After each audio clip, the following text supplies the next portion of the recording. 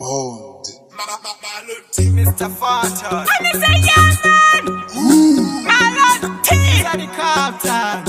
Good kinds of location. Na one of them. Chapepe masijana matanyera. Ndipensa ndo zangu kunge chibagera. Kunge bagera kwa putsi njina mera. Samansi babaki no pano njino era. Ndochangu ndiri deka ni kunge makabeche. Makabeche. Kuti matete. Ihanga kutsapa kunge anatete. Plus panusura baba wana musanya. Ende muchanya. Mucharamba muchipanya kunge wakanya. Manya. Ende muchanya. Mucharamba muchipanya kunge wakanya. Wanya. Ende uchanya. Ucharamba uchipanya kunge akanya. Wanya. Ende uchanya. Ucharamba uchipanya kunge akanya. Andipo mirire kumanyisiwa. Inini chiponda kechipiwa kunge tapiwa. Ndafurwa nemepewa furanziwa. Nditafatwa atifatsa tiri kungofatsiwa. Andisambara ftoni nyini kushanda kwandiri kuita uku ndoda Lamborghini. Fantani batidza mshini taka tiri bene kunge parafini. Manya. Ende muchanya. Mucharamba muchipanya kunge wakanya. Manya.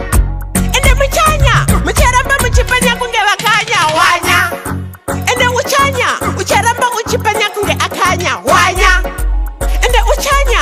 Ucharamba uchipanya kunge akanya. Awanadem. Chapepe masijana matanyera. Ndipensa ndo zangu kunge chibagera.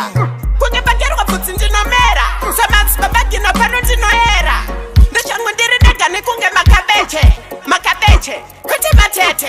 Ihanga kutsapa kunge anatete. Plus panusura baba wana musanya. Ende muchanya. Mucharamba muchipanya kunge wakanya. Manya. Ende muchanya. Mucharamba muchipanya kunge wakanya. Wanya. Ende uchanya. Ucharamba uchipanya kunge akanya. Wanya. Ende uchanya. Ucharamba uchipanya kunge akanya. Andipo mirire kumanyisiwa. Inini chiponda kechipiwa kunge tapiwa.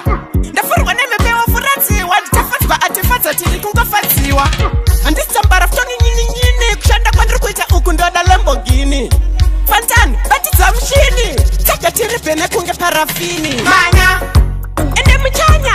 Mucharamba muchipanya kunge wakanya.